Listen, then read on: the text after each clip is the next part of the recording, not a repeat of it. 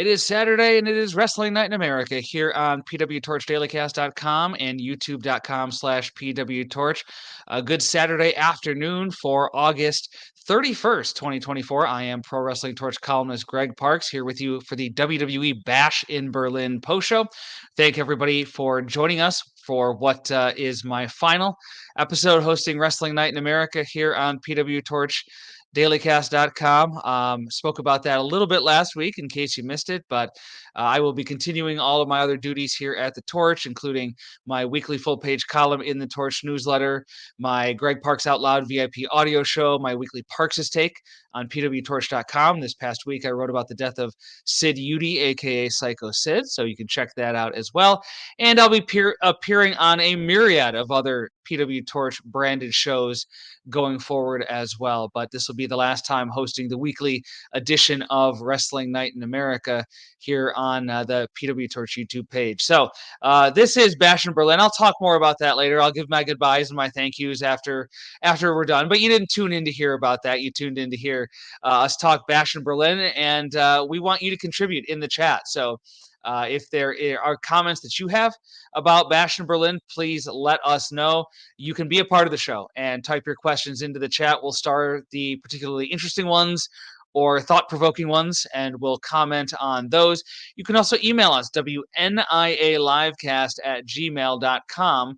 And if you are watching the show live, you can email us, and we'll get to it. I have my email up on my phone as we're doing this. So if you email us during the show, we'll make sure to get to it and discuss it. And I've been saying we an awful lot, but there's only one of me right now. So let me bring on my co-host, as always, for these pay-per-view and PLE post shows. It is indeed Brandon LeClair, PWTorch.com contributor. You can read his pay-per-view wrap up on PWTorch.com as a companion to Torch editor Wade Keller. Brandon, thank you for joining us here on a Saturday afternoon.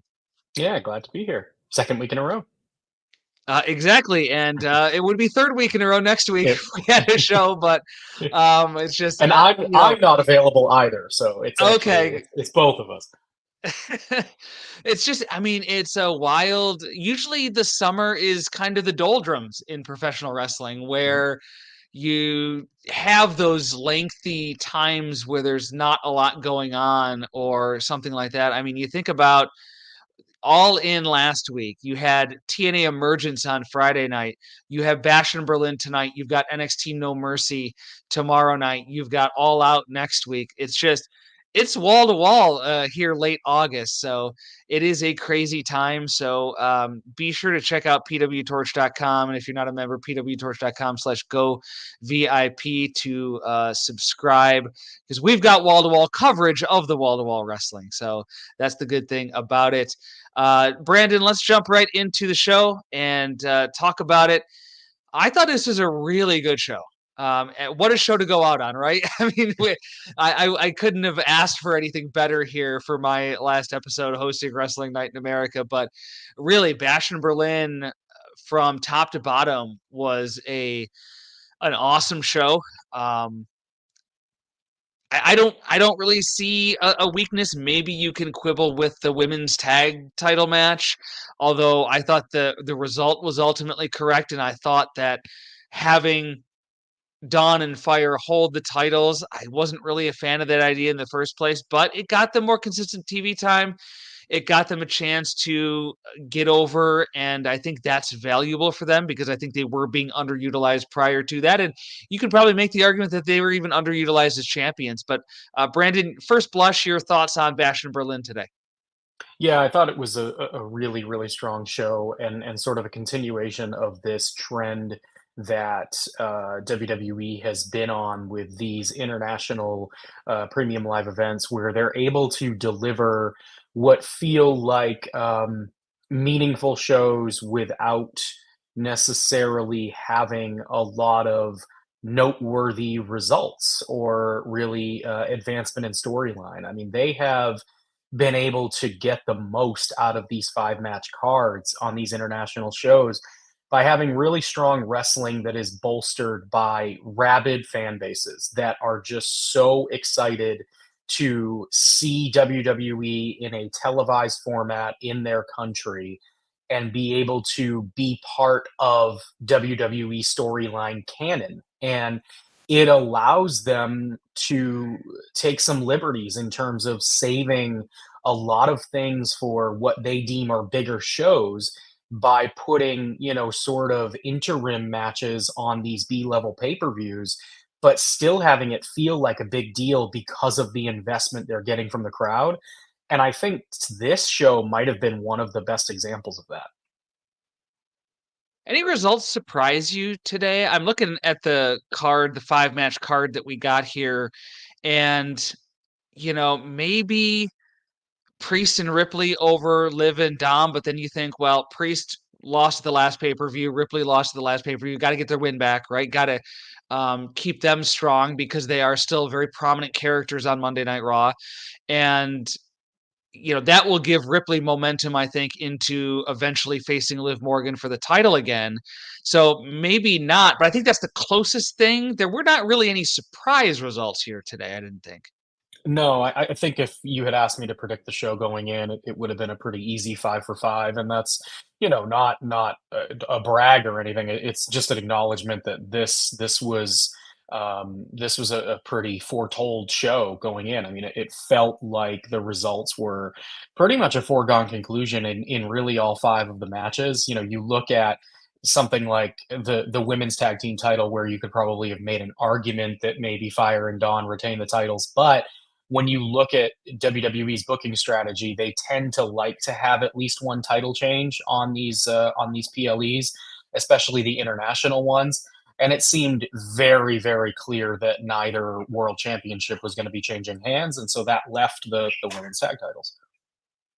And we've had that debate before recently on this show about shock value for the sake of shock value and whether Mhm. that's a good thing. And WWE and Triple H obviously, and Azan making the comment in the chat, Triple H doesn't book for shocking outcomes. I mean, uh, it's you've got Vince Russo on one end of the spectrum and Triple H over here, I guess, if you want to make that comparison. But it's just kind of, and we talk about the value of that, right? Because there is value in surprising, but there's not a lot of value in surprise for the sake of surprise if it doesn't make sense within the storyline. If you had, for example, Randy Orton beating Gunther here, would that be a surprise? Yes. Would it get people talking coming out of the show?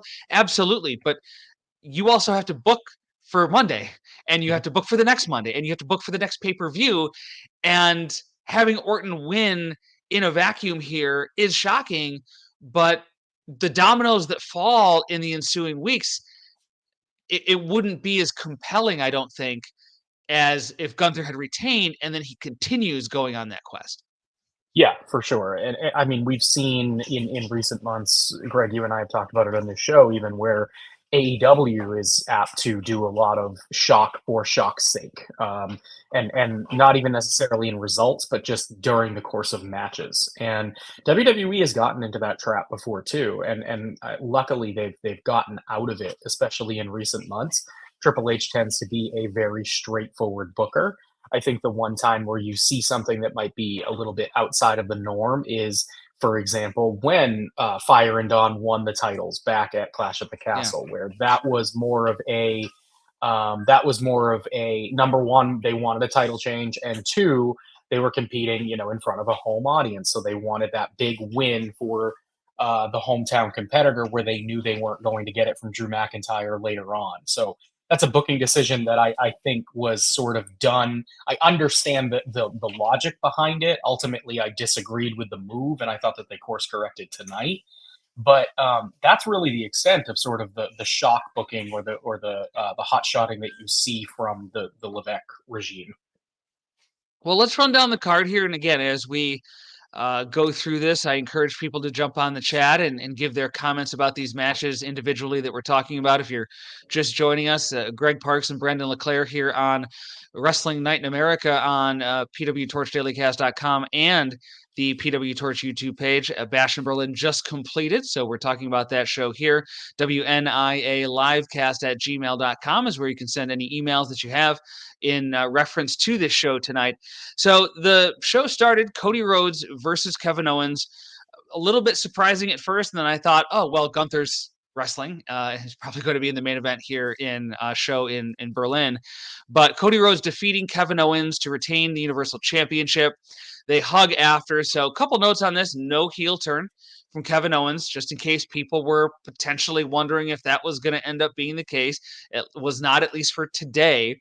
And then you also had the knee injury storyline, which was broached on SmackDown Friday night, where Kevin Owens was almost trying to convince Cody that Cody had a knee injury, and Cody refused to acknowledge it. And we kind of left wondering, is Cody just downplaying this injury because he doesn't want it to be an issue or doesn't want it to be an excuse or anything like that? Or is Kevin just trying to get in his head? And so we were kind of left wondering. And so the knee injury did come into play.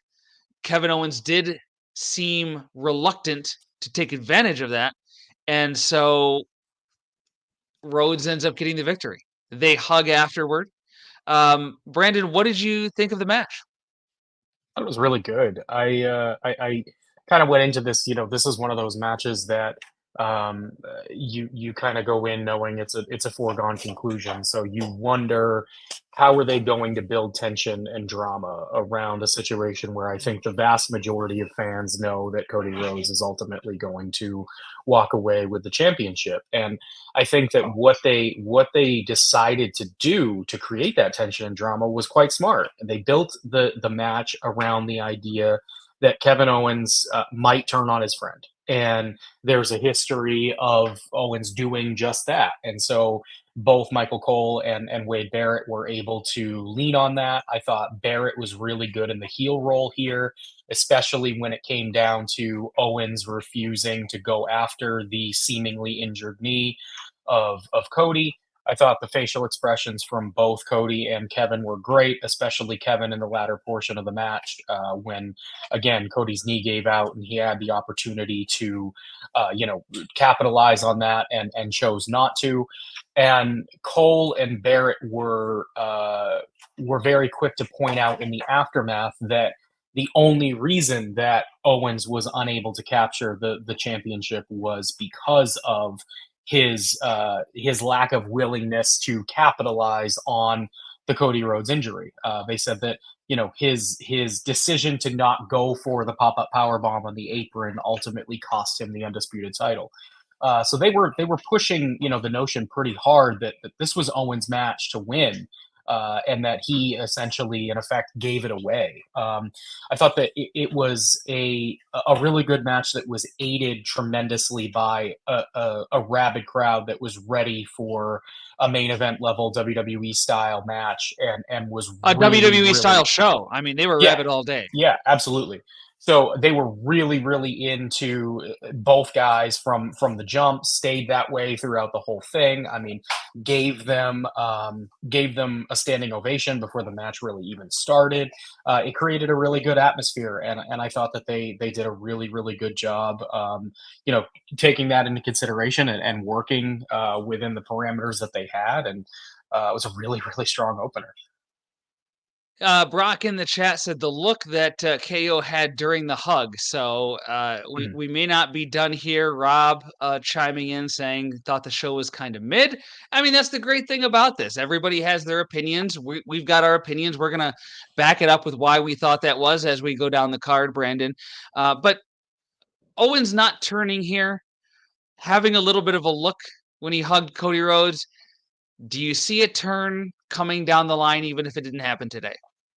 I think they left the door open for it. Certainly. I mean, I think that Owens is valuable as a babyface, and I think that I think that they're better served keeping him in that role for now. Owens has been a guy who's turned a lot during the course of his would main be my roster main stay. concern.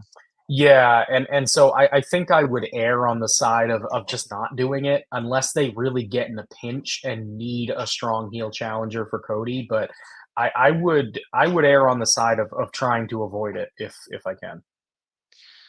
There's been a rash now of wrestlers, and I say a rash, it's really two, at least two prominent ones.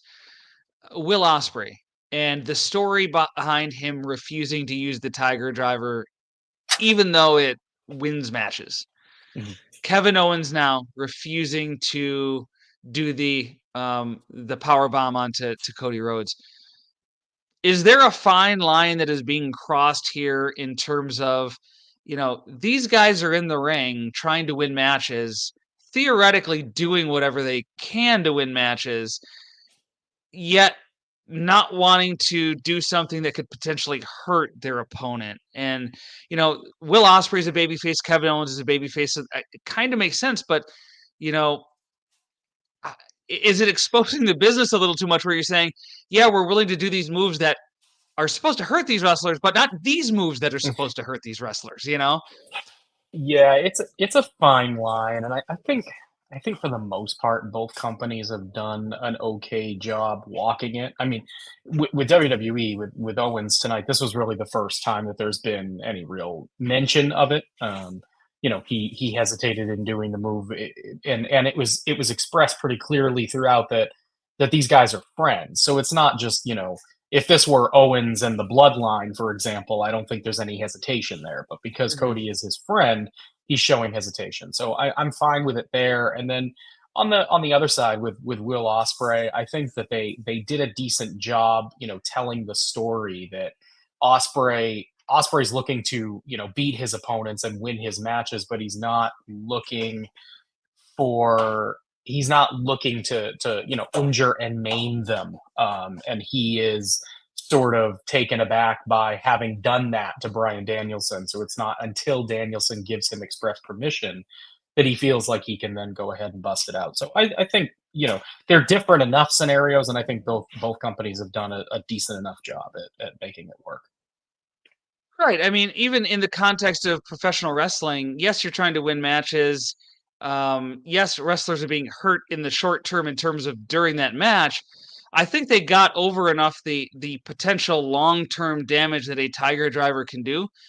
Mhm. That can have debilitating effects mentally on the person who does it. If they deliver it to a wrestler and that wrestler has long-term damage from that move, I mean, how does that affect mentally that wrestler, emotionally that wrestler? So, maybe they didn't go far enough down that road. Maybe they did. But I think they tried to separate that from all these moves can hurt, but this one can like injure and do Mhm. more than hurt. So that to me is also a little bit of a difference there. The second match on the show, Bianca Belair and Jade Cargill defeating Isla Dawn and Alba Fire to win the women's tag team titles. As you said, Clash at the Castle, Dawn and Fire getting the victory was a little bit of a surprise. And they lose it here, which I don't think was a surprise. I think I kind of expected Belair and Cargill to win. I thought their title reign was cut too short at Clash at the Castle, and so I'm interested to see what happens here. I think there are some interesting opponents, with Chelsea Green and Piper Niven, with the newly formed three-person group on Raw with Sonya Deville, Shayna Baszler, and Zoe Stark.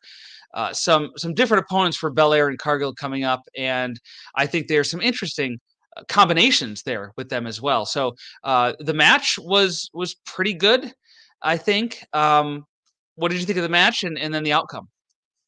Yeah, I think if you're going to point to a weak spot on this show, this is kind of where you can logically go. And that's not to say it was terrible or anything. It just felt a little bit more paint by numbers than the rest of the card. And I think that there's a couple of reasons that it didn't quite connect with the crowd, maybe as much as the rest of the show did. And that's, just the weakness of Fire and Dawn as champions. They haven't they haven't really excelled in the role, but I don't think that they've been given much of an opportunity to excel in the role either. And that's kind of been par for the course with the women's tag division in WWE in general. They're just not given particularly compelling stories or angles. There's a lot of start, stop, pushing. There's a lot of just acts, characters falling by the wayside, contenders coming in and out, groups that appear but never really gain any momentum and are just constantly taking losses. So it's hard to establish any real credibility or momentum in this division. And the one team that seemed to rise above that and actually be able to do it was Bianca Belair and Jade Cargill. And then they cut them off at the heels at Clash of the Castle to give the feel good moment for Fire and Dawn. So this was a bit of a course correct. It felt to me like it was probably a couple months too late, but at least they finally done it. Belair and Cargill feel like they've lost some momentum to me. Hopefully, this is an opportunity to get some of that back. Thought the match was okay. I mean, they spent like 8 minutes of just beating down Belair before Cargill eventually got the tag to kind of do her major spots, and then they did some cool stuff in the final few minutes with trading some cool moves back and forth, and Belair and Cargill able to get some impressive offense in, which is ultimately what I think people come to see with the two of them, is the impressive offense that they can pull off both by themselves Yeah. and together. I think it was a smart move to put Jade and Bianca together.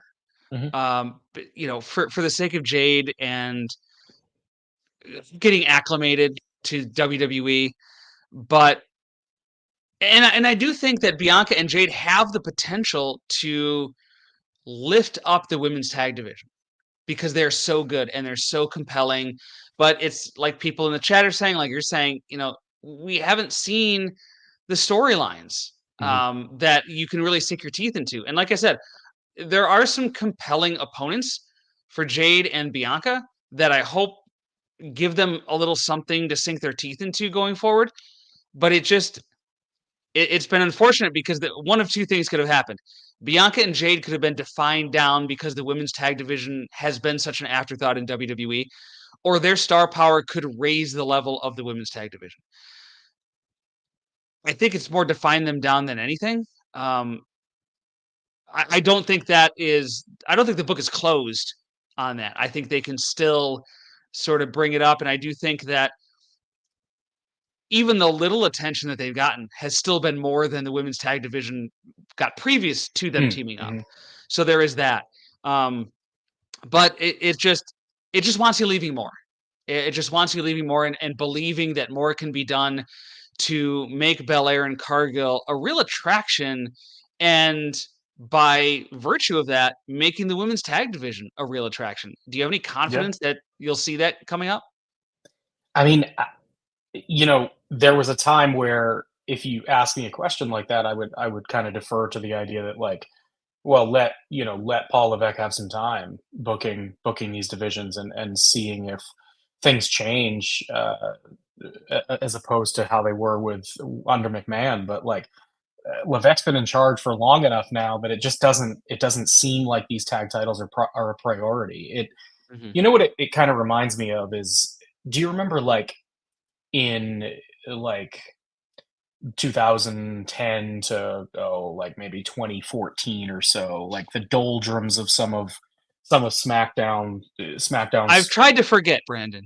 one of SmackDown's lesser eras, when the mid card titles, the Intercontinental and the US title, virtually never had storylines attached to them. It was just, here is the champion, Dolph Ziggler, Kofi Kingston, whoever, and here is the person they're facing this week. Have fun. And there was Mhm. nothing attached to it. They've rematched the same thing over and over again. No one was really feuding. They were just having matches for the title. That's sort of how the women's tag titles have felt to me. Yeah. So there's a question from Paul in the chat. Does WWE fear pulling the trigger on either a Jade or Bianca heel turn? I still think there's way more that they could do as a team, but if they're Mm. utilized correctly, like if you're just going to throw the titles on them and not give them any stories and just let them flounder, then I mean, they're better off facing each other and one of them turning heel and being in the singles division, and because that would be a prominent story, more prominent than they've been portrayed as. So I just think they're such a strong team. They have such good chemistry. You saw the matching outfits there tonight.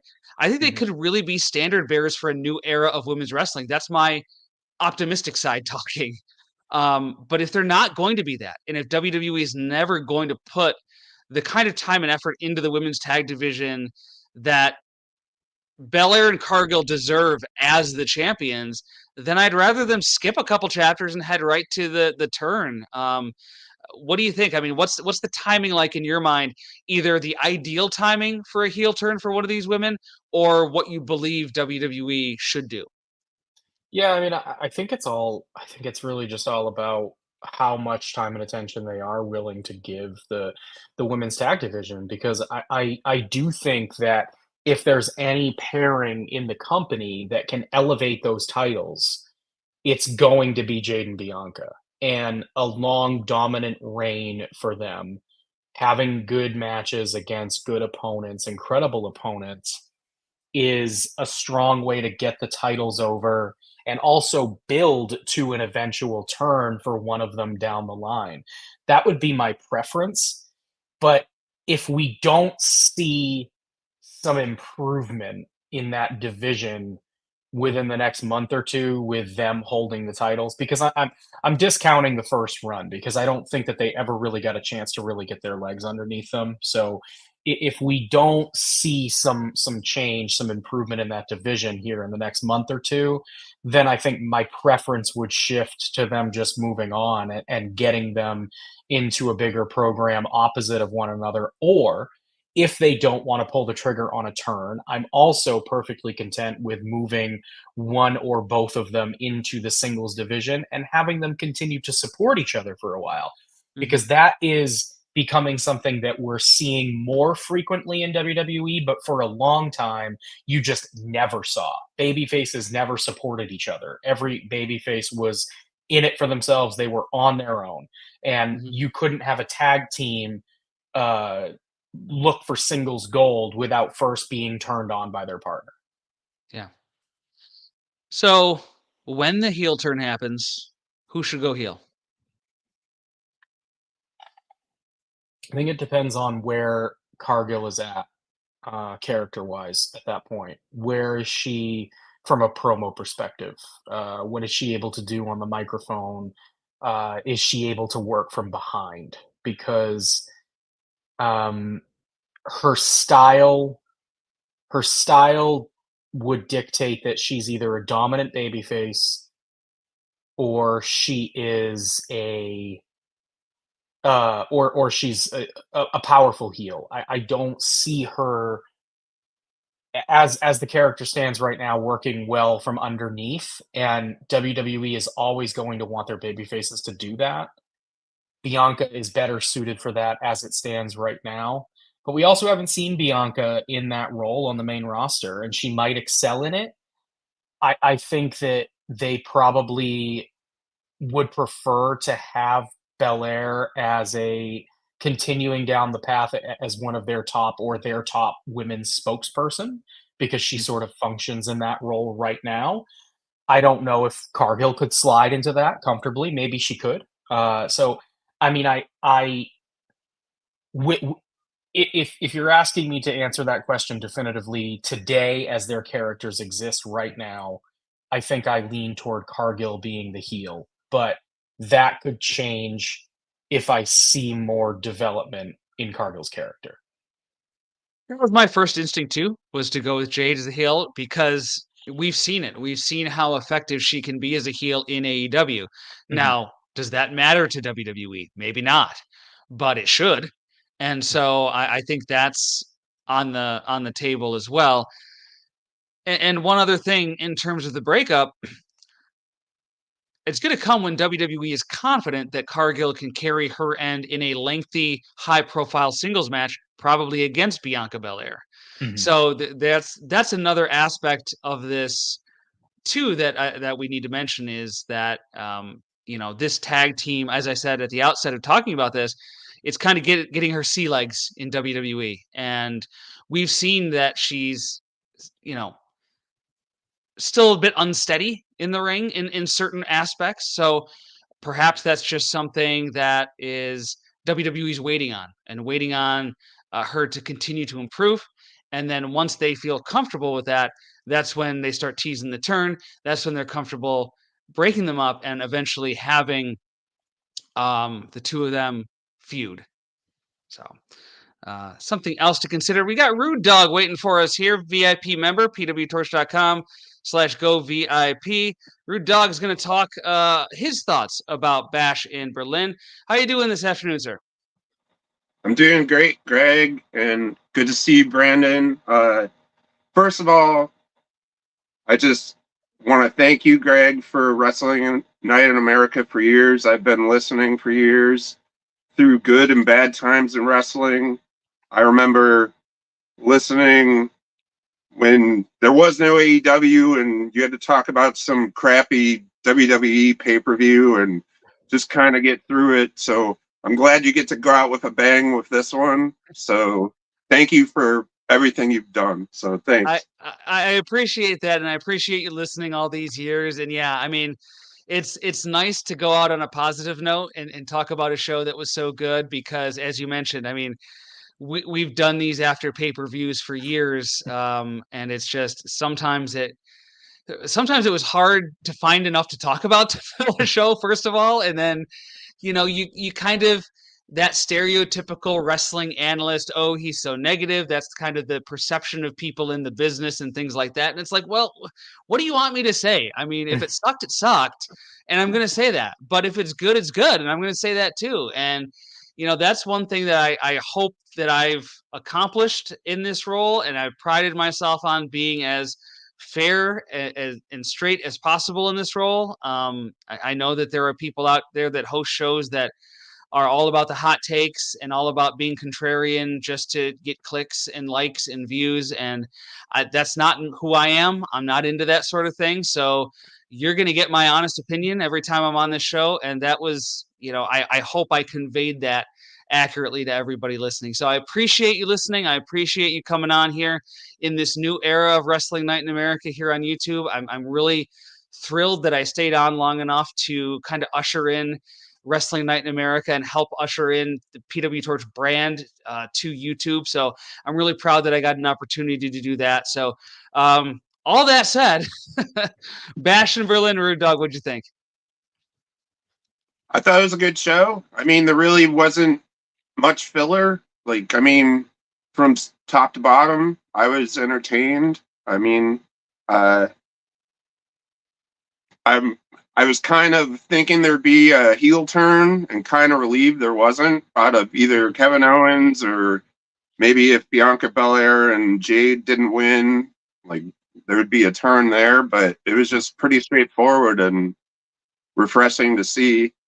But you guys were talking about who might turn on between Jade and Bianca, and I was half listening to the WWE post show for Bash in Berlin, and they just had Jade and Bianca on there, and Jade was acting pretty heelish. Some guy just mentioned AEW, and she was like, "I'm so sick of talking about AEW. Even though I respect being there, I don't want to talk about it anymore. I'm here." And the guy didn't even ask about AEW. And then she started complaining about how long this tour was in Europe, and that this is the most she's ever wrestled. So I was like, well, if someone's going heel, I think it's going to be her because it kind of fits pretty natural with her. Yeah, I mean, like I said, I hope she's not listening because I'm going to mention AEW. But like I said, her role in AEW as a heel, she was so good, and she had that air of confidence about her, and that can be babyface or heel for sure. But she worked it so well as a heel, and I know Brandon mentioned a lot of reasons Bianca should stay babyface, and I think she's more of a natural babyface than Jade Cargill is. And, I'd have to go back and listen to, how she presented these comments before I commented on them myself. But it is interesting that she's talking about those things that the presser and making those kinds of comments because um, the pressers aren't necessarily canon for WWE. So I'm not sure that we can read anything into it, Brandon, but it is kind of interesting anyway. Yeah, I don't know how much they're considered canon because so much of it, like, guys and girls will float in and out of character kind of at will. So I don't typically read too much into them, but I mean, it is a good point nonetheless that I think Jade's personality does lend itself better to being a heel. Yeah. Rude Doug, anything else for us here about Bash in Berlin you want to comment on? Well, speaking of people turning one way or another, I mean, Gunther, you know, really wasn't very healed today because, he's in Europe, but, shaking Randy Orton's hand and just seeming like a stand-up guy. Do you see a future of him as a babyface in WWE? I guess. I know there's been some talk about people online about, kind of fantasy booking Gunther as a future babyface. I just think his he's so reserved that I think it would be hard to, and maybe he's got a babyface running. Maybe he played babyface in Europe and I just didn't see it, right? Maybe that's the case. But that his style and just his nature, where it's much more kind of introverted, seems to fit more of a heel in the classical sense in professional wrestling, Brandon. But that being said, I think he's just so good, period, that maybe he could play a babyface and maybe he could get people to cheer him. What do you think? Am I missing something on Gunther that maybe you see a future babyface in? I think I'm in a similar boat that you are in that his the way that he works, the way that he carries himself, the way that he talks, everything about him screams dominant heel champion. But at the same time, he is so good and he's so effective in his role that in 2024 pro wrestling, eventually, in the eyes of the fans, cream rises to the top. And when you're as good and as effective as Gunther is in the role that he's in, I think that at some point the tide turns. We saw it with MJF, Yeah. who was couldn't possibly be more of a heel. I mean, did nothing but crap all over the fans every chance that he got, cheat to win matches, act dastardly in every way imaginable, and the fans turned him. Mhm. So if that can happen to MJF, it can certainly happen to Gunther. And I think, Azan says it in the chat. He has the cool factor, and that's a huge part of this. Like he's cool. Like he Mhm. is winning people over because of how effective he is. So yeah, I mean, I don't see him becoming a He babyface in might the not have to traditional change a lot sense. to be a babyface, is what you're saying. It's just the Right? tide Yeah, turns. yeah, I don't see him becoming a babyface in the traditional sense of he just turns into this, fan-loving guy who is revered in that sense, and suddenly his Slapping whole hands on the character. way to the Yeah, ring, posing on the middle turnbuckle. right, right. Like I think he can just more or less exist in the lane he's in right now, Mhm. and if he's booked against heels, then it kind of works. Yeah. And let's also just put this out there. We have no idea what pro wrestling is going to look like in 2 years. We have no idea what pro wrestling fans are going to want in 2 Mhm. years, let alone 6 months. So Gunther as a babyface could easily happen without much of a change in his character. It's really dependent upon the fans. Mark making the point in the chat, he won't be a marketable babyface in the US. Worldwide, he could have an interesting run. So, yeah, I think there is WWE as much of a marketing machine as they are a pro wrestling entity. So if they're going to turn you babyface and push you near the top, there's got to be a hook. There's got to be something that they can put out there for you, and they may need to find that in Gunther if they don't see it right now with him.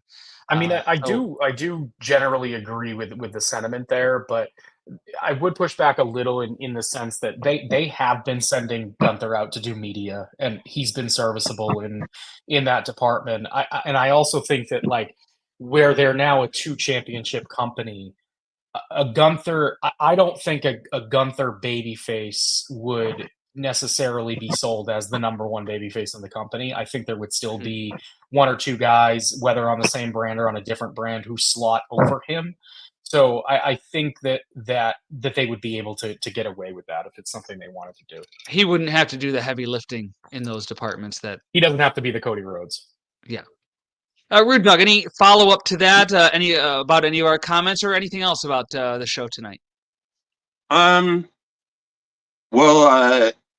one last thing about Cody Rhodes, you mentioned, like, he was made to do the media scrum because Triple H, I guess, had to go back to America to move his daughter into college. So he was handling all the questions, and he was a little more honest. Oh my goodness! But he was asked about Vince McMahon and Jamel Grant, and some people say Cody could be a good politician, and I believe it now because he just totally deflected the question, and, like, I don't know too much about the story, and I don't know enough about it to comment, and I was just like, wow, he really tiptoed through that one, but that was about it. I basically came on just to thank you, Greg, and we're gonna really miss you, and I know you're not going away, but it's gonna be different. I'm used to hearing you every weekend, so I'm gonna miss that, but I can't wait to see what you do next, and congratulations on the new child coming on the way. All right. Thank you so much. Really appreciate you coming on and wishing me the best. It's again, if I was still single and living by myself, hey, I'd be doing this. You'd have to pull me away from this show, but life has other ideas and has other things in mind. So it just became a little too tough to continue to fit this in, especially with the changing times, and Brandon, all these European shows and shows overseas that both WWE and AEW are doing, and trying to figure out, this is taking up all of our Saturday, right? Because it's starting at 1:00. We're going to be done here probably at 6:00 or something like that. And, when you've got a family, it's tough to ask them to, hey, I need this entire Saturday to watch a pay-per-view and then do the post show. And I feel bad. I feel bad having to constantly ask them to give me time to do this. As much as I enjoy it, it's to the point where I'm feeling bad. And it's not fair to them. So, you got to make tough decisions in life, and this is one of them. So, again, I'm not going anywhere. Like Rude Dog said, I'm still going to be a ever present on the torch. And I do hope that this frees me up to do more audio midweek with Wade and, some of the TV post shows at some points that I haven't been on in a very long time. So, that's the upside of this. So let's go back, Brandon, to Punk versus Drew. That was the next match. This was a match that at SummerSlam, a lot of people were disappointed in that match, and the focus on the bracelet from CM Punk's standpoint over winning the match, it seemed. I thought they came out and they corrected a lot of that stuff. The bracelet was still a focal point. Punk still took it off Drew at the end and put it on to win. But this, and I wrote this on Twitter /X at Greg M. Parks as I was watching the show, this had a level of urgency and a level of violence that people were expecting out of that first SummerSlam match that we didn't get. And I thought we got it here in ways that we didn't get it there. So, and there are people out there who are saying, this is the kind of match that Punk excels in. You got to have smoke and mirrors for him at this point, whether it's because just the age, the wear and tear, the injuries that have caught up to him. Wrestling a straight 20-minute bell-to-bell match may not be his strength at this point. And so this strap match, this stipulation match, played more into his strengths now. What do you think about that and the match itself compared to their SummerSlam match? Yeah, I wrote in my all perspective report for PWTorch that this was a pretty dramatic improvement over the SummerSlam match, and I feel pretty strongly about that. I thought that the match at SummerSlam was fine, but that this took it to a considerably higher level. I thought that the feud that these two have had up to this point was conducive to having a stipulation of some sort, and utilizing the strap match gimmick was effective and poignant here because, I mean, you know, though it was never specifically alluded to or called upon, CM Punk has a relatively recent history with, a very successful strap match, one that people find incredibly memorable. I thought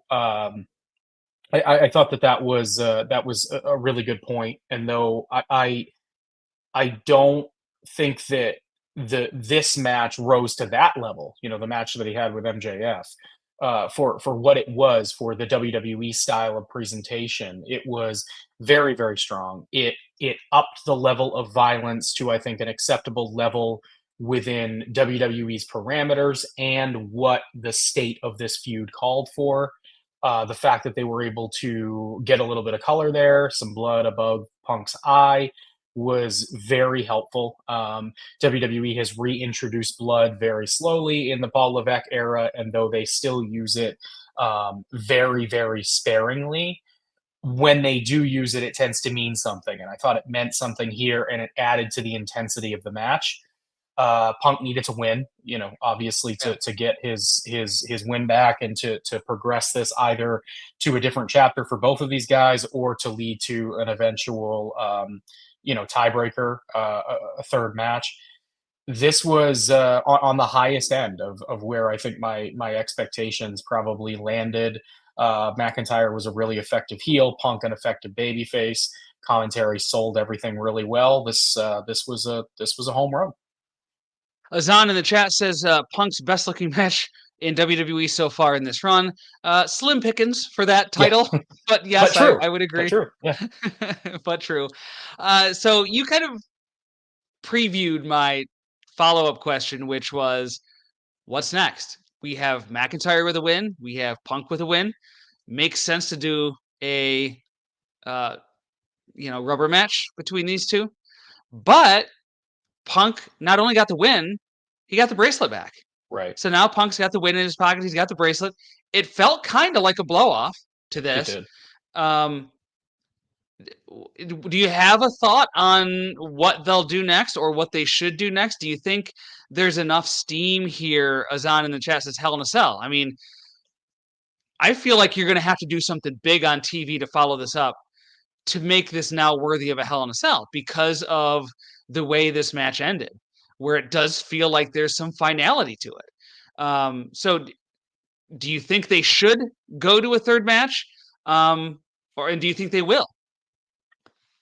I think my vote would be to move away from it for a while, and maybe take a page out of AEW's playbook, the way that they've handled Swerve and Hangman, where they had the two big matches and then they waited a bit before going back to the third and now eventually the fourth.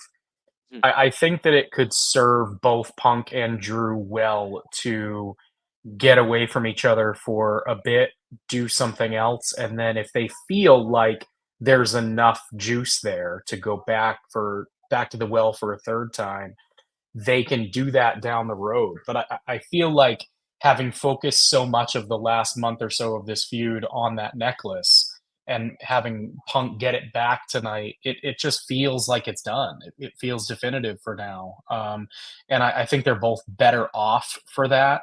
I'd like to see McIntyre move on to something different. And then Punk obviously has a feud with Seth Rollins waiting in the wings. But the question is, one, when is Seth coming back? And two, you have to imagine that Seth's first stop when he does come back is not Punk, but Bronson Reed.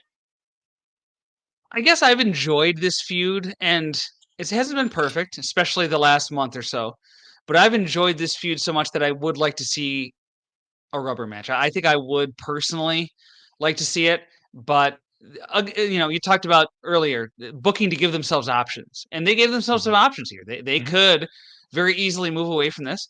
They could do something on TV, as Rude Dog said. CM Punk in the post show said he's done with Drew McIntyre. Well, Drew McIntyre, the character, may have other ideas. If McIntyre comes out and punks out CM Punk on Raw and does something to him, Punk could very easily want to do more damage to McIntyre, and thinking, hey, if McIntyre can come out on Monday and do this to me, I didn't do enough damage to him. Let me get a match, Hell in a Cell, for example, where I can do more damage and really get him away from me. So, Punk Worth says noting that too. I think that McIntyre said that he was done with Punk after SummerSlam. Yeah. So maybe that's why Punk said what he did. In the chat also, Brock says Punk steals Drew's candy necklace. That would just be too mean. That's over the line. That's a step too far. There's a certain line in professional wrestling that you just don't cross. And the candy necklace to me is something you don't do. And still a PG company. I mean, come on. No, right, exactly. You can't cross those lines in a PG company. Mark says they need new material, new dance partners, come back next SummerSlam. Yeah, I mean, there's the argument which you sort of made, Brandon, that even if they move in a different direction here, they could always come back. And I mean, this is a blood feud. And so with blood feuds, they always find their way back to each other. So whether that's at SummerSlam next year, as Mark suggested, whether that's at even WrestleMania, give them some time apart, organically have them come back together in some form or fashion. And then that can be, even in WrestleMania, billed as their rubber match. They can say, hey, McIntyre won at SummerSlam, Punk won at Bash in Berlin. It's still tied up. That's not going to go away, even if you don't go right to it next month. Yeah, and I think that you have to also look at the landscape of how they've gotten to where they are and consider, how do you up the ante now? Because Punk has cost McIntyre the title on multiple occasions. Drew gave Punk that memorable and vicious beatdown in Chicago. Like, it's hard for them to continue to up the ante to drive home this feud further. I mean, it already was kind of limping to the finish line, getting by on this bracelet storyline. So what do you have now to up the ante and give reason for that third match, that rubber match? The first thing that comes to mind for me, which accomplishes the goal of separating them for a bit of time, is if you move Punk into a program with Gunther, and then it's McIntyre who costs Punk the championship, and then we're back on course for a third match. Azan says, what other baby faces do they have for Drew? You could do, I mean, do you do Seth Rollins and Drew McIntyre again? I don't know if that's something that you'd want to revisit this soon. Sami Zayn, maybe. Do you do Sheamus again? I mean, the really intriguing one is, and I don't know if this situation is over, but based on Monday night, it could be Uncle Howdy. I don't know how far you want to have him climb the ladder, because Drew's near the top of the pecking order on Raw. So the Uncle Howdy Wyatt Six crew are baby faces. Are they done with Chad Gable? Could they conceivably move on to Drew McIntyre? I don't know. So anybody stand out to you as someone who you can see Drew McIntyre facing as a baby face on the Raw roster if they don't go right back to Punk next month? It's interesting because for as little time as it's felt like McIntyre has been a heel, he's really feuded with most of the baby faces on Raw. I mean, he's had the matches with Sami Zayn. He's had matches with Jey Uso. We've had the matches with Punk. We've had the matches with Seth Rollins. I mean, we've even had matches with Gunther. I mean, when he was a babyface. Uncle Howdy is an interesting option, especially given that it feels like they're taking the Wyatt Six down more of just the creepy avenue rather than the straight supernatural. I mean, if this at any point devolves into supernatural territory, then I say keep main eventers far away. But until that happens, I'm open to the possibility. The other one that's intriguing to me, largely because we still don't know what direction they're leaning, but there's Braun Breaker, who is being presented right now as sort of a heel, but has given promos that indicate that they might feel like there's a babyface run there. And I think it depends on who comes out of this Intercontinental title tournament, a winner there, and what direction they choose to go. But he's an option as well if you do want to commit to a babyface role for him. Well, moving on to our next match, Damian Priest and Rhea Ripley defeating Dominic Mysterio and Liv Morgan. This was a match, again, giving Priest and Ripley their wins back after losses at SummerSlam. Heating up the potential Ripley-Liv Morgan rematch, as well as Priest versus Finn Balor. It wouldn't surprise me if we got both of those matches sooner rather than later. My only hesitation with this result is it does make the new, and I don't know what you call it, the new Judgment Day of Dominic, Liv, and the rest of the holdovers, did make them look really weak, I thought, in that they were, JD McDonough was interfering, Finn Balor was out there, Carlito was out there, and Priest and Ripley were able to fend off all of their challenges and still win the match. So if you're trying to establish this non-Damian Priest, non-Rhea Ripley Judgment Day as a powerful entity on par with what it was before, I thought it got off to a pretty weak start tonight. But, the priority here is Priest and Ripley. I get that. They're the priority, getting them that win back, giving them momentum heading into matches with their opponents, Dominic and Liv. So I get that, but it's just kind of a small critique, I guess, of how the match went down. I viewed it a little differently, only in the sense that I have been operating under the assumption that the intent is to drop Judgment Day down a peg or two with the mission accomplished then.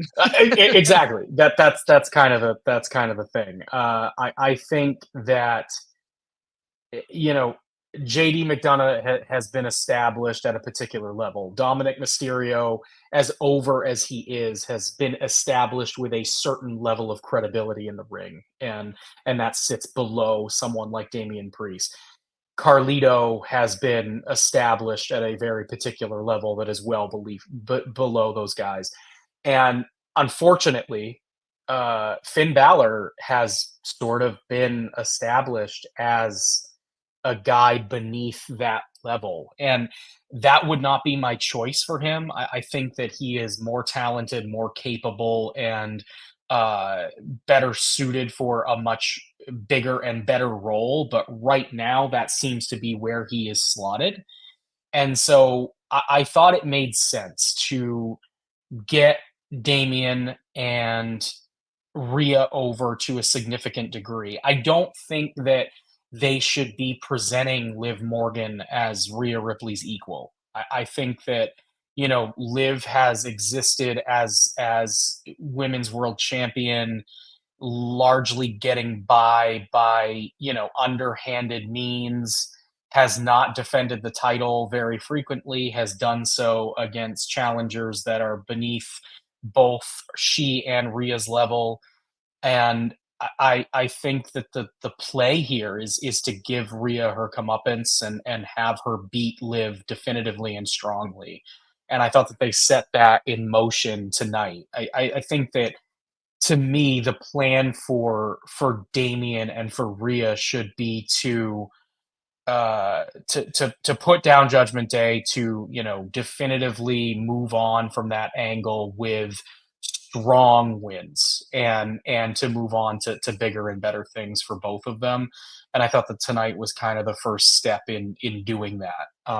I was really impressed, as someone who, I said on this show many times how vehemently opposed I was to Damian Priest's world title run. And I still did not think it was particularly good, but I think that they've done a really, really good job with him since he dropped that title in getting over the babyface character, attaching him to a megastar like Rhea Ripley to help him get the reactions that he's getting, and set him up really nicely in a really good position coming out of something that could have really hurt his momentum. I think he's in a better place now, character wise, than he was when he was world champion. Would it change your view of it at all to know that Finn Balor and JD McDonough are tag team champions? Because I had forgotten about that until Azan mentioned it in the chat. So, I mean, taking the tag champs and putting them in this situation where they can't use a 5-on-2 advantage to get the job done. It's not great for the titles, but not great for the titles. Yes, absolutely. But then again, we are coming from a 3-month R-Truth and Miz reign, so the bar is low, is what you're saying. Yeah, the bar is very low. All right, the main event: Gunther defeating Randy Orton to retain the world title via sleeper. Both these wrestlers were over. I mean, you talk about Gunther getting a good reaction. Randy Orton, I mean, the fans were behind him as well. Fans were great all night. I want to go back to this. Mark had put this in the chat earlier. Orton didn't even look all that interested. At no point did I think Orton wanted the title. It was purely to showcase Gunther in front of his home crowd. Thoughts on that? Did you see the same thing? No, I didn't. I thought that this was maybe Orton's best showing in a number of years. I thought he was really, really invested. I could understand that sentiment if his demeanor from the opening minutes of the match continued, because I did think that he was playing a little bit too much into the crowd's reaction, and I get that just Randy Orton, the man, was soaking that in and enjoying the adoration. But when you have a match with stakes as high as they were, and you're trying to accomplish a goal as big as moving into number 2 all time in world title reigns, I think you have to take it a little bit more seriously than perhaps he was at the beginning. But I thought he overcame that as minutes progressed and settled into the match nicely. So yeah, I mean, certainly understand that criticism in the early going, but I thought he recovered well.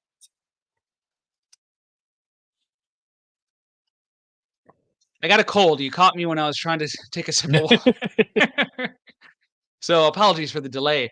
Yeah, I mean, Orton is methodical, and I think sometimes that can be mistaken for a lack of urgency. And I think when people see someone like Orton, who has not gotten a ton of title opportunities of late, he's been more of a background or supporting character. And I think the expectation is that you turn it up a notch when you're in a title match.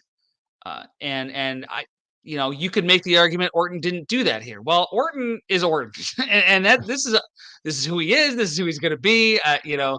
And so I don't think that should be mistaken for a lack of urgency or a lack of want for him to win the title there. It was a methodical match. I mean, it was a very different style than Daniel Bryan and Swerve Strickland wrestled last weekend that we were talking about. So this style probably isn't going to appeal to a lot of people, especially those who are fans of that faster paced and who have gotten used to main events both in AEW and WWE and elsewhere, just having a different degree of athleticism than we saw here. But there is value to a match like this. There is value to having two guys just slugging it out and just wrestling, in a more traditional sense of the word. So I thought this was different than other matches we saw on the card, different from a lot of matches we see in this spot. And different doesn't necessarily mean bad. So I really liked what they did here. What did you think of the finish? The sleeper from Gunther to Orton. I don't believe Orton tapped. I think he passed out. Did you like that as the finish, protecting Orton in that way? Do you think Gunther should have won maybe more conclusively than that?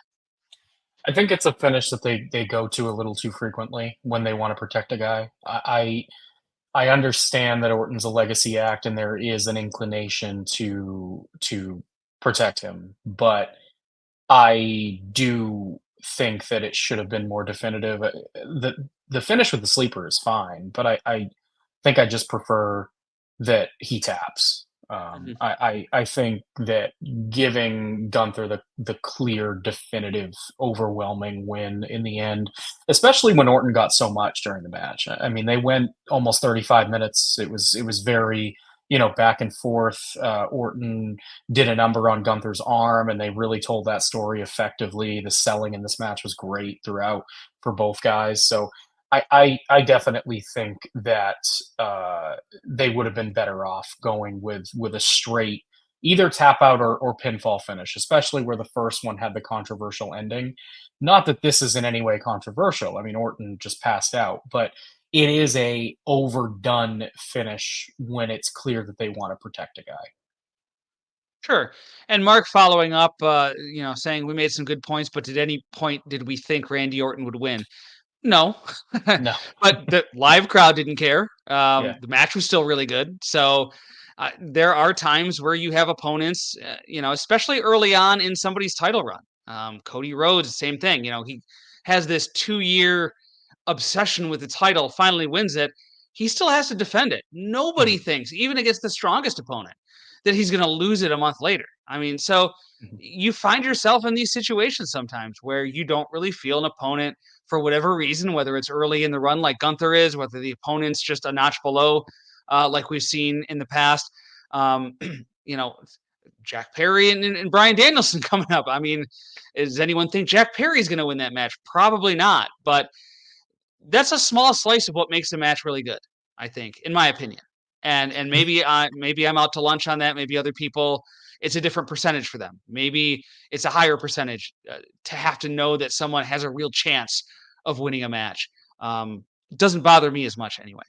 I think it definitely takes away from the show's feeling particularly noteworthy. I think that like you go it requires that the wrestling does the heavy lifting and the atmosphere does the heavy lifting because you're going in feeling like you have a bunch of matches with foregone conclusions. And that's been an issue that WWE has faced with these international PLEs frequently. And I brought that up at the beginning of the show. I think that in this particular instance, they did an admirable job in the weeks leading up to this match, convincing you that Orton was a serious threat and a credible challenger, even if you didn't necessarily think that there was any way that Gunther was going to come out with a loss in the end. I at least appreciated the job that they did selling the idea that Orton was coming for his 16th title. There have been feuds that felt, in other words, there have been feuds just in the last couple of months that have felt like more foregone conclusions than this one. I look to like Cody Rhodes and AJ Styles, for example. They had two really good matches, but did at no point did even the build for that feud get to a point where it felt like it's Orton felt more credible at the end of the day than Styles ever did in his challenges to Cody. They did a better job getting Orton prepared and to this level for this match, where I felt like the match itself felt like a bigger deal than they ever got to with, say, Rhodes and Styles. And some of the other opponents that have been on the run here for both Priest and Rhodes in the post WrestleMania WWE. Well, that is Bash in Berlin, but we're not done yet, Brandon, because we've got an email from JB, longtime emailer JB from Detroit. He says, "Hi, Greg and Brandon. Greg, just wanted to start out by saying congratulations on your new endeavors with the recent marriage and soon to be first child with your new wife. It's been a pleasure listening to you, along with all your hosts and Pat McNeil on Wrestling Night in America over the past 8+ years. You will be missed, but I know that you'll stick around in the Torch universe." I just want to point out, I went back and looked because I keep a record every week of who my co-host is, so that I leave enough space in between, like so I don't ask somebody too soon. So at least as far as I started keeping track, which I think was the beginning when I started hosting on my own after Pat left, 37 co-hosts, 37 different co-hosts we've had on Wrestling Night in America over the last 6.5 years. So I'll speak on that a little later, but I just wanted to put that number out there because I think that's really cool that we've given voice to so many people as part of the Torch family. JB says, I won't be able to watch Bash in Berlin live, so I was curious if you could do a very quick preview one last time of NXT No Mercy tomorrow night and AEW All Out next Saturday. Again, thank you for all your contributions. You will be missed, and stay in touch. Thank you, JB. Really appreciate you. You've been one of our consistent emailers over the years, always thoughtful questions. So we do appreciate that. So let's do it. We preview the big shows. We review the big shows. And we have more big shows coming up, as we talked about, Brandon. So I just want to really quick go over tomorrow night's No Mercy card. We have Wesley versus Zachary Wentz. We've got Chase University versus Nathan Frazier and Axiom. Kalani Jordan taking on Wendy Chu for the NXT Women's North American Championship. Obafemi versus Tony D'Angelo for the NXT North American Championship. Roxanne Perez versus Jada Parker for the NXT Women's Championship, and Ethan Page versus Joe Hendry for the NXT Championship with Trick Williams as the special guest referee. Brandon, what jumps out to you about that card, if anything?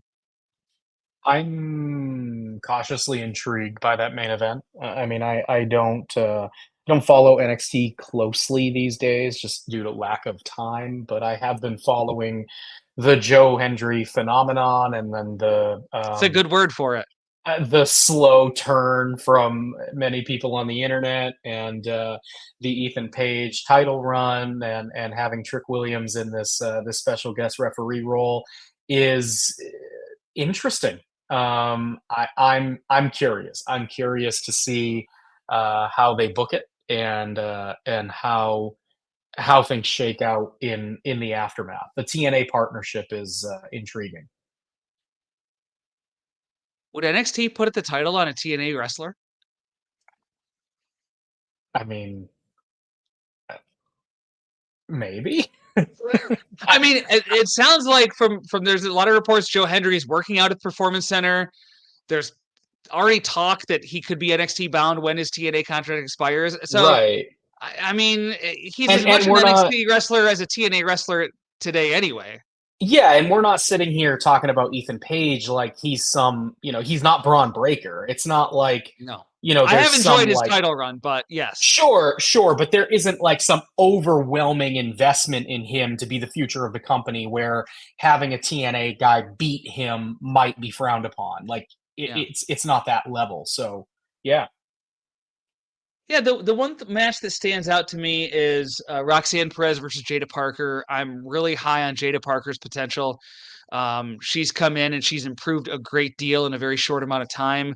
I think she's already doing pretty good promos. I used the term low bar before, but some of the women in NXT, it's kind of a low bar for promo work, and in comparison, she's doing a great job. So this is going to be a really high-profile singles match for her against Roxanne Perez, and I'm excited to see how she does. I have a lot of confidence that she's going to have a really good match, and so that's the match more so than anything else, probably. Wesley versus Zach Wentz. I liked the conversation they had in the ring on NXT Tuesday night. I think that deepened because I didn't like the Wesley turn. I thought it was shocking. Don't get me wrong, but I thought there was still more that this threesome, the Rascals, could accomplish together as baby faces. So I was disappointed, I guess, more so than anything in the turn. But I thought they did a really nice job NXT Tuesday night, really expanding on the chasm that exists between Wesley and the others, specifically Zach Wentz, his opponent for No Mercy tomorrow night. And I think that kind of brought me around to that as well. So that's another one that's going to be a really good match. But, this is a match where these guys are very athletic. They're very high flying, but this is a blood feud. And so I'm interested to see if they change their styles a little bit to accommodate the story of the match, which we see doesn't always happen. Yeah, it's hard to have a blood feud when you've got wrestlers whose styles are more akin to, the high flying dance, so to speak, the Will Ospreay Ricochet type style. Yeah. And then we have All Out next. I didn't even know, Saturday or Sunday. I don't have to know anymore what day it is. Saturday. It's Saturday, my birthday. Yeah. It's actually my birthday. So and the day before wonderful. mine. We figured that out last week. So this whole I didn't choose Bash in Berlin as my final show because I knew All Out was going to be on my birthday, and I wanted to say no, that wasn't the reason. It just kind of happenstance that that was the case. But All Out featuring Will Ospreay versus Pac for the AEW International Championship. Willow Nightingale against Chris Statlander, Chicago Street Fight. Swerve Strickland and Hangman Adam Page inside a steel cage. MJF and Daniel Garcia. And Bryan Danielson versus Jack Perry for the AEW World Championship. I know we've talked about before, Brandon, the struggle of having pay-per-views so close together. This is just a snapshot of the card a week out. I'm sure more will be added potentially even tonight on Collision. But how do you think they've managed to take matches? I mean, I look at Willow and Chris Statlander. That's been a match that's been brewing for a long time. Mm-hmm. They were able to keep it off the All-In card, and now it's on the All-Out card. It feels special, but it feels different than All-In because it's not a rematch from a week ago, or it's not them having to pivot quickly to another feud. It's something that feels like a long time coming, and yet it feels fresh. So how do you think they've done setting up the card so far, knowing they're coming off the heels of a pay-per-view just a week ago? It still definitely would not be my choice for how to lay out your pay-per-view schedule. I think having pay-per-views 2 weeks apart hampers your ability to tell effective stories in a lot of different avenues. But I think they've done a much better job this year than they did last.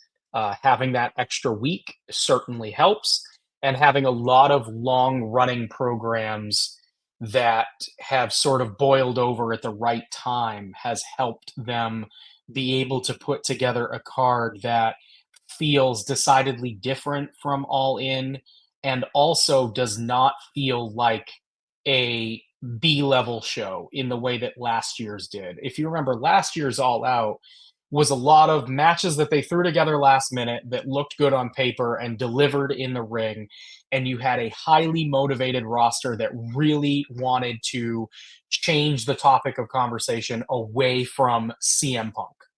And so they had a confluence of circumstances that worked well in their favor. But ultimately, to me, it still felt like a bit of a B pay-per-view, which is not something that you want to have when they've added more to the schedule this year. But last year, when they had fewer shows, it's not something that you really want to happen. So I think they've done a much better job this year setting themselves up to a place where they've got some rivalries that feel like they're reaching a boiling point at the right time. Having Swerve and Hangman on this show feels like a big deal. Having it in a steel cage feels like a big deal. Feels like a suitable main event for a pay-per-view if they go in that direction. To me, the 1 weak spot on this card is Bryan Danielson and Jack Perry, which I assume will be added if it hasn't been made official already. Yeah, it is. Yep. Okay, it is official. So I have to imagine that Danielson only has a specific number of matches left. And if there is a countdown on the number of matches he has, I would not have allotted one of those to Jack Perry. I just don't think that Perry is at that point right now. I think that so much of his character is getting over solely on the back of a guy who is no longer in the company and is working for the competitor. So I just wouldn't have put that much stock into Perry at this point in time, but it'll probably be a good match. I mean, most Danielson matches are. So I think I'm a little higher on Jack Perry than you are. I like what he's done as a heel. I think he's established himself really nicely as a heel. That being said, would he be the one that I choose for Bryan Danielson at All Out in this moment right now? Probably not. I mean, if we're talking 3 months from now and you get 3 months more of TV to continue to establish Jack Perry as this dastardly heel who Mhm. associates with the Elite, this other heel group, and continue to mesh them, then maybe you've got an argument. I think it might be a little too early, but I do think there is some real potential in Jack Perry as a heel here. I think Swerve Hangman, we talked about this last week, Brandon. It felt like this was the way they were going to go for All Out Swerve Hangman in a stipulation match of some sort. What did you think of their face to face? Adam Page promos, man. I don't know. There's something's missing for me in them. But I thought overall the segment brought things back to where it had been before. It's kind of like what we were talking about with Drew McIntyre and CM Punk. Take a break, you come back and revisit it a couple months down the line. That's kind of what it felt like here. But I do think this is going to be a really good match. I think it's an interesting match. Going to be a violent match. But what did you think of their TV segment they had on Dynamite Wednesday?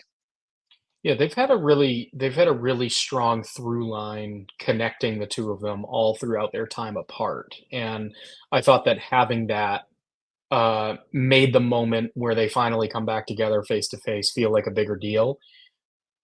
It, the segment worked well to establish the match, and I'm excited about the match itself. I did feel like something was missing from both of them, and with Swerve, it wasn't about his performance. It was about the lack of clarity I feel regarding his character right now because Mhm. of what he was doing and how he was behaving with Danielson.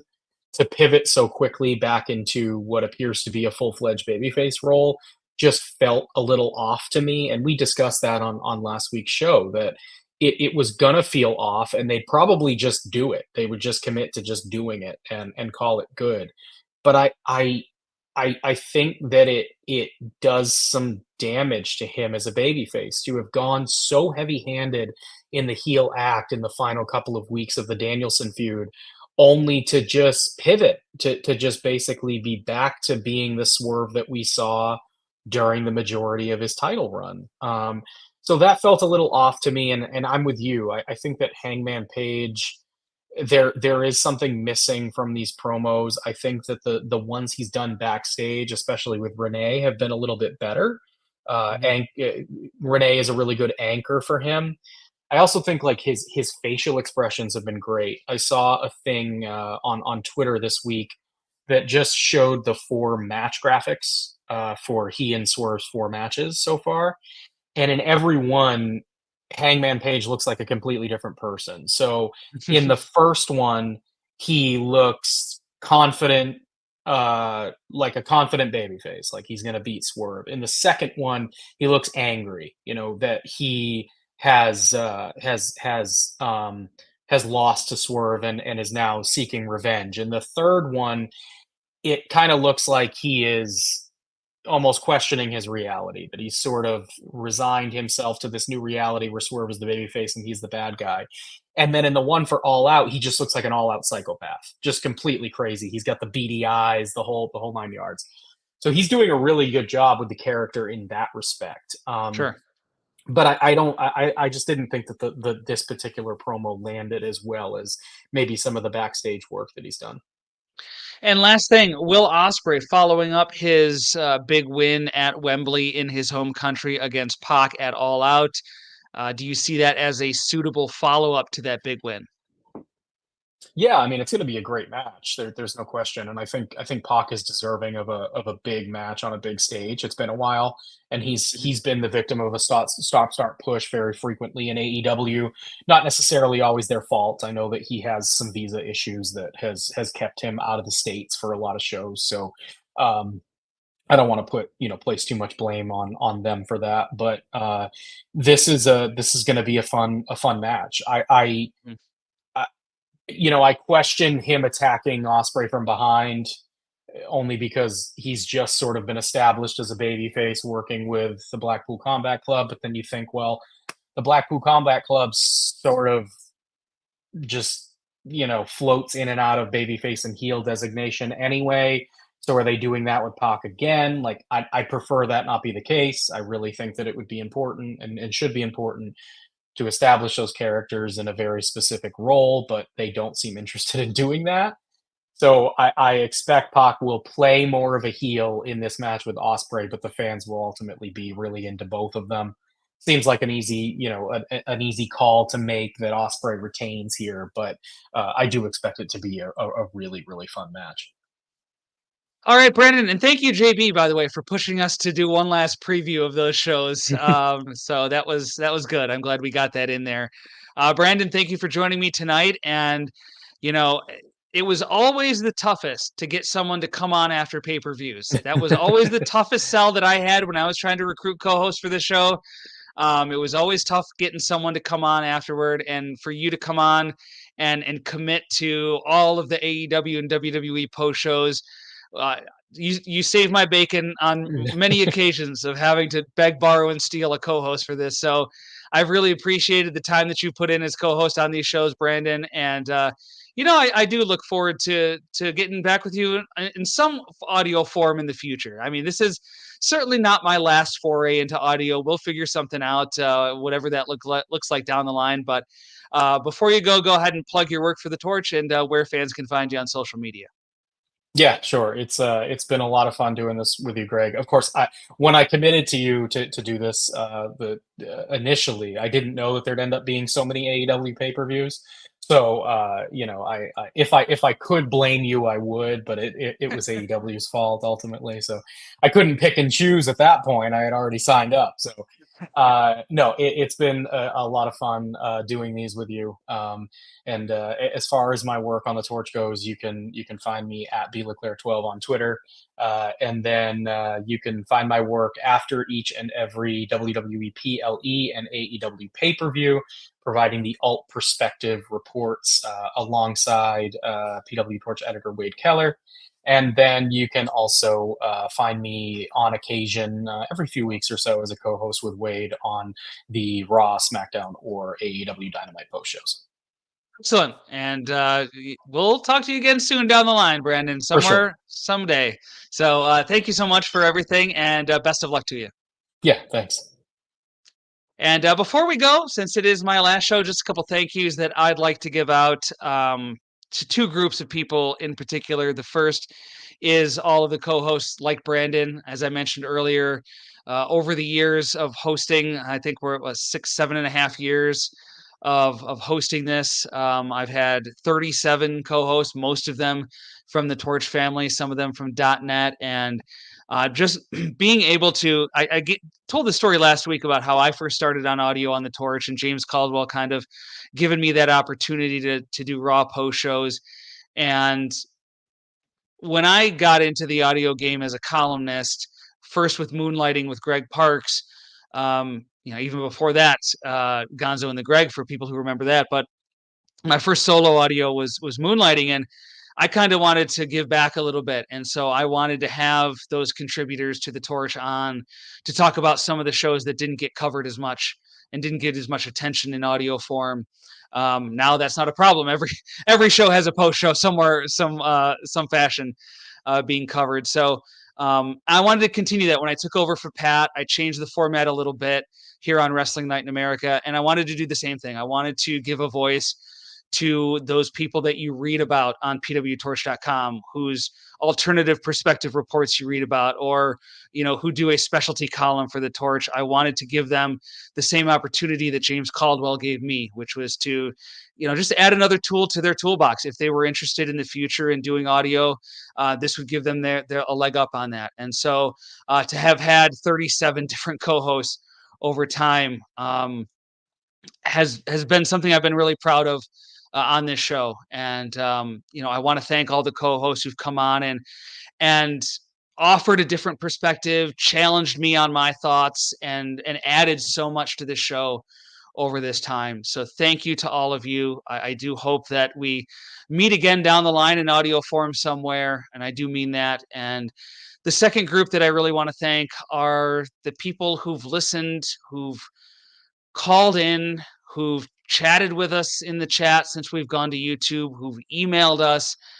You guys are the engine that makes this show run. And I would not be here doing this show 6.5 years after I started if it wasn't for you.